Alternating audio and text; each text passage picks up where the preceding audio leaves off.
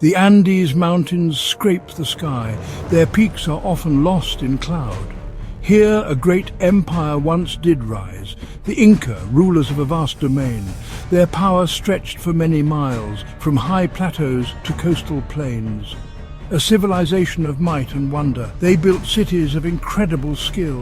Machu Picchu, a jewel in the clouds. Cusco, the navel of their world.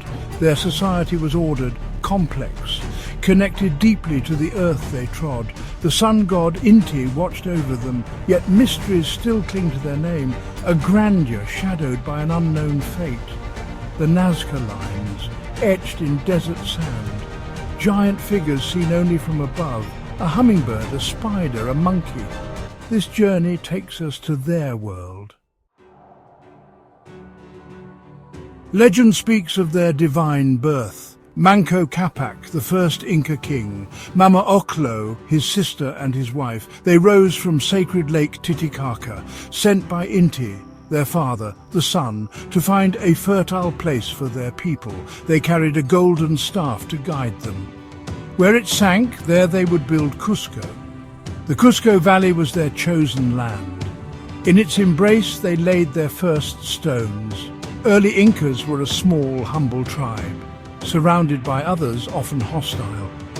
The Andean environment was harsh, unforgiving, high altitudes, thin air, cold nights. Farming was a constant vital struggle. They learned to tame the mountain slopes. Ingenious terraces climbed towards the sky.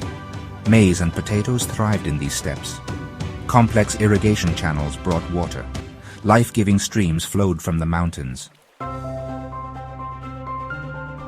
A great leader emerged from their ranks. Pachacuti Inca Yupanqui, his name. It meant he who shakes the earth. He was a visionary, a true king. Before him, Cusco was a small kingdom. He transformed it into a mighty empire. His reign marked a new, glorious dawn, the Tawantinsuyu, the four united regions. Pachacuti expanded Inca influence far. Through skilled diplomacy, he won allies. His armies were disciplined, fearsome. Conquered peoples were often integrated. Their skills and knowledge were respected. Local leaders kept some of their power, but all owed allegiance to the Sapa Inca. The empire grew region by region. Cusco was reborn under his command. It became the magnificent imperial capital, the Coricancha, the Temple of the Sun. Its walls were covered in sheets of gold. Long before the Incas ruled the Andes, another culture thrived on Peru's coast. The Nazca people, skilled and artistic. Their home was a harsh, arid desert. Water was precious, life-giving, scarce. They lived between the years 200 BCE and 600 CE, leaving behind a mystery for the ages, etched forever into the dry earth. They created the famous Nazca Lines, immense geoglyphs, figures in the sand, a monkey with a swirling, curious tail, a spider perfect in its strange design, a hummingbird, wings poised for flight, geometric shapes, long, straight pathways. These drawings cover many square miles, made by removing dark stones, revealing lighter earth. What purpose did these giant figures serve? Many theories attempt to explain them. Some suggest an astronomical calendar, aligning with stars, sunrises, solstices. Others believe they were ritual pathways, walked during ceremonies to honor gods. The mystery of the Nazca Lines deepened. Some writers proposed well stranger explanations. Erich von Daniken, with Chariots of the Gods, suggested ancient astronauts visited Earth. The lines, he claimed, were runways for spaceships, alien cartographers mapping our planet. These ideas captured public imagination, but they lacked any solid foundation. Archaeologists searched for hard evidence. They found no signs of alien craft, no unusual tools, no exotic materials. The methods to create the lines were simple: wooden stakes, ropes, and careful measurement. Possible for ancient people to achieve, no need for advanced otherworldly technology. The alien theories began to crumble. Maria Reicher, a dedicated German scholar, spent decades studying the lines. Living in the desert, protecting them fiercely. She proposed they were an astronomical calendar linked to farming cycles, predicting seasons. Other researchers point to ritual use, processions, ceremonies related to water. The figures may represent local deities. Section 6. The Golden Thread, Daily Life in Tahuantinsuyo. Life in the Inca Empire revolved around farming. Agriculture was the very heart of their world. Maize or corn grew in warmer valleys.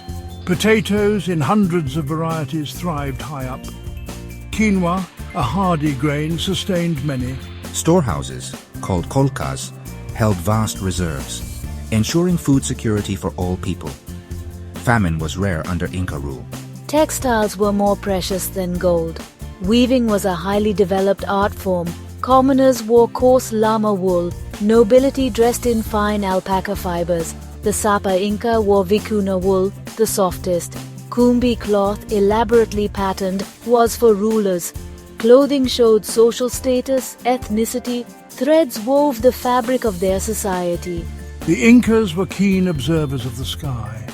Astronomy guided their lives, their rituals. They tracked the sun, moon and stars. Solstices and equinoxes were vital dates.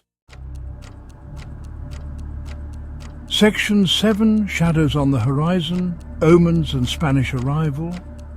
Even as the empire shone brightly, cracks began to appear from within. A devastating civil war erupted.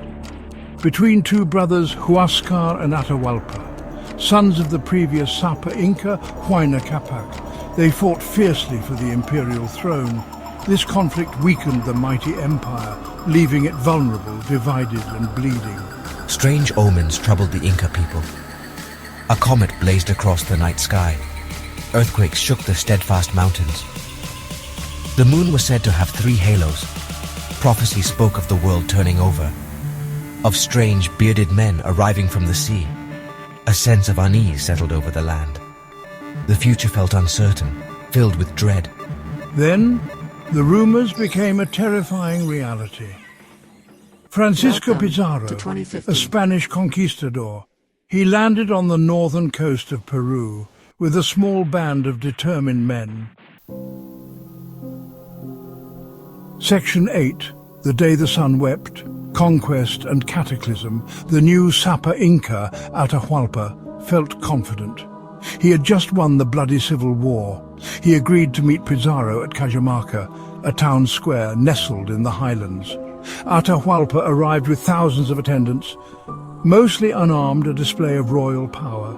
Pizarro had laid a cunning, brutal trap. A clash of 2 worlds was imminent. Pizarro's men were hidden, waiting. A priest offered Atahualpa a Bible. The Inca, unfamiliar, threw it down.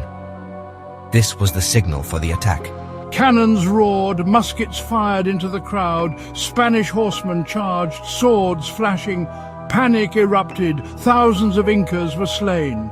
Atahualpa himself was captured, a prisoner. Desperate, Atahualpa offered a huge ransom. He promised to fill a large room with gold, and twice over with silver, for his freedom. Gold flowed in from all corners of the empire. Section 9 echoes in the stone the enduring Inca legacy. The conquest brought unimaginable devastation. War, disease and forced labor took their toll. The Inca population declined catastrophically. Their temples were razed, their idols smashed, their culture was suppressed, their history rewritten. A vibrant civilization was brutally shattered. Yet the spirit of the Inca did not die. It found ways to endure, to adapt. Today the legacy of the Inca lives on. In the high Andes, their traditions persist. Millions still speak Quechua, their language. Ancient farming techniques are still used. Terraces climb the mountains, yielding crops. Weaving patterns echo ancient designs. The vibrant colors tell stories of the past. Community bonds remain strong and vital. Festivals like Inti Raymi, the Sun Festival, they are celebrated with pride in Cusco. A resurgence of Inca identity is clear.